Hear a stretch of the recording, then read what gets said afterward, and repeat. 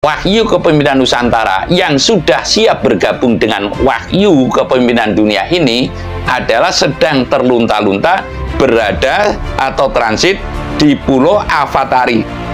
Lah, mengapa transit di Pulau Avatari? Yang dikarenakan, sekali lagi, yang dikarenakan karena tidak ada wadah yang gayung bersambut atau niat menyambut. Rata-rata hanya kenyas godong tok, kemranya sangkeme tok. Orang pada umumnya mau nyubjo-nyubjo ini manakala ada duitnya, habis duit tentu tidak mau nyubjo-nyubjo atau tidak mau menghormati. Niscaya Indonesia akan menjadi puncak dan pusat peradaban dunia. Artinya tentram dan tidaknya dunia ini bisa ditentukan oleh Nusantara. Tapi uluk salam yo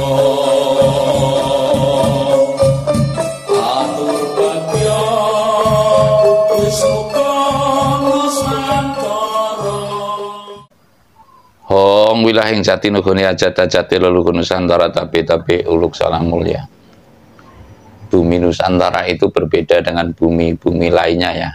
Artinya cara bertata krama, suburnya, dan lalu bagaimana para pemimpin-pemimpin terdahulu tentu adalah lain dari yang lain, yang semestinya kita apapun alasannya mesti menjunjung tinggi keluhuran atau setidaknya memperhatikan dari leluhur ini bagaimana caranya kita bisa mengatur negara, bagaimana caranya kita bisa mengolah tanahnya, bagaimana caranya kita bisa menjunjung tinggi akhlakul karimah kalau Pak Kiai. Lah, ini semestinya kita tidak bisa serta-merta meninggalkan ajaran leluhur.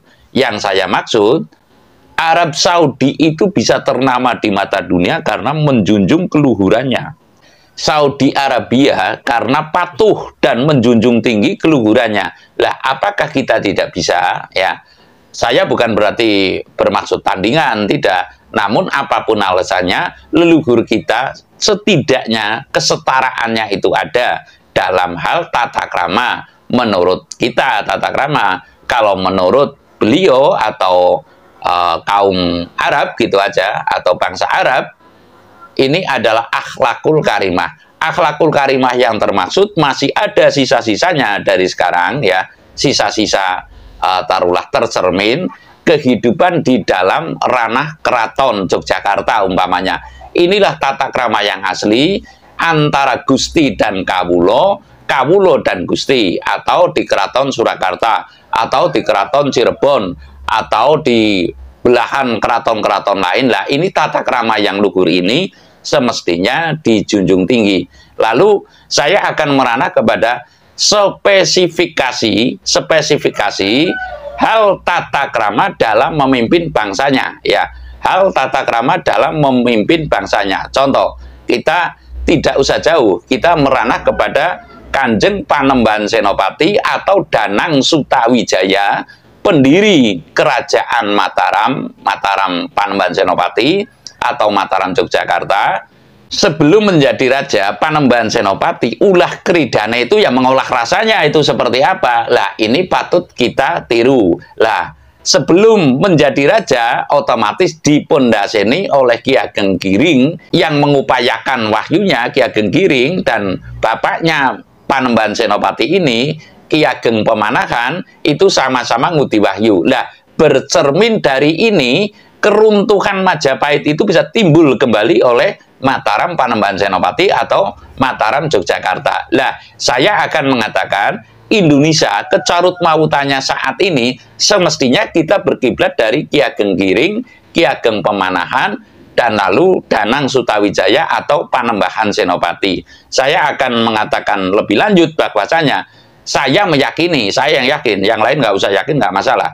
Saya meyakini bahwasanya semestinya Indonesia sekarang, Nusantara sekarang sudah menjadi puncak dan pusat peradaban dunia, manakala kita mau mengindahkan tata cara atau tata cara yang termaksud adalah kita mengupayakan sebelum memimpin negara ini mengedepankan ulah keridane batin atau ngudi wahyu. Sekali lagi, sebelum mengolah negara ini semestinya adalah ngudi wahyu kenegaraannya dulu.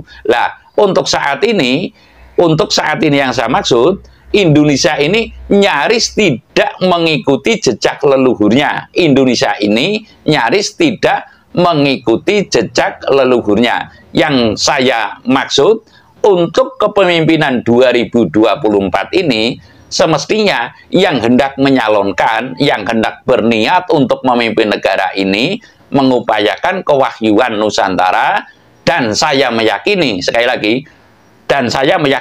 lagi, bahwa wahyu kepemimpinan Nusantara ini yang sudah bergabung atau siap bergabung dengan wahyu kepemimpinan dunia sekarang sedang terlunta-lunta.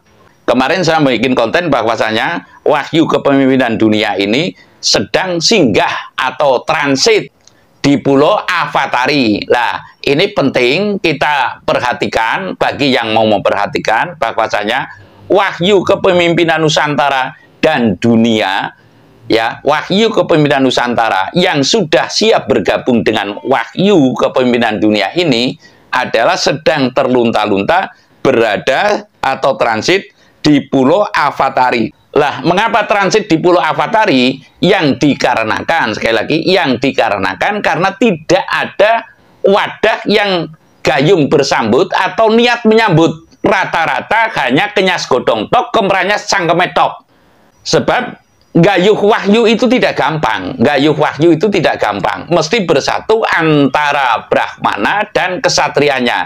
Lah, sekarang umpamanya ada Brahmana yang siap melakoni, darah satrianya tidak ada yang siap melakoni. Umpamanya hanya saya akan memimpin dengan ini, apalagi hanya bermodal bacaan dan bermodal mimpi tanpa dilakoni, niscaya adalah sia-sia belaka. Lah, kebanyakan sekarang adalah bersandar kepada mimpi, bersandar kepada bacaan, bersandar kepada angan-angan, namun tanpa laku. Kalau istilah Jawa mengatakan ngilmu iku atau wahyu iku kelakone kanthi laku, laku nira klawan kas tegese kas nyantosani setya budya pangekese dur angkara. Lah, ini sudah tidak ada sama sekali. Bagaimana setelah menjadi pemimpin akan ada power? Paling-paling ya hanya orang-orang yang kalau kasarnya ngomong orang awam atau orang pada umumnya yang mau nyubyo-nyubyo. Lah, orang pada umumnya mau nyubyo-nyubyo ini manakala ada duitnya, habis duit tentu tidak mau nyubyo-nyubyo atau tidak mau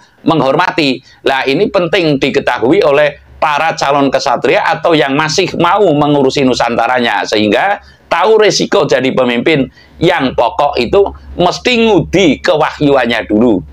Lah, saya mengatakan karena tidak ada wadah yang siap ya mengais taruhlah atau siap mersudi terhadap wahyu kepemimpinan Nusantara dan dunia ini adalah sebuah keniscayaan. Ya, sekali lagi, karena tidak ada para kesatria atau putra-putri praja Nusantara yang sungguh-sungguh dalam mengupayakan nitisnya wahyu ketentraman dunia ini atau wahyu kepemimpinan Nusantara yang saya meyakini telah berbaur, telah bergabung dengan wahyu kepemimpinan dunia ini yang sekarang dipelalai, dibela-belain, dia singgah dulu di Pulau Avatari ini ya, dipelalai ya, dibela-belain, mungkin dibela-belain singgah dulu di Pulau Avatari ini sampai dengan menunggu siapa orangnya yang kuat melakoni syariatnya, hakikatnya untuk bisa ketitisan wahyu inilah. Saya mengatakan bahwasanya tahun 2024 semestinya sedini mungkin, baik terutama para kesatrianya dan para brahmananya manunggal untuk menyongsong wahyu kepemimpinan ini ya, yang wahyu kepemimpinan Nusantara yang saya maksud yang telah bergabung dengan wahyu kepemimpinan dunia, lalu kita sambut.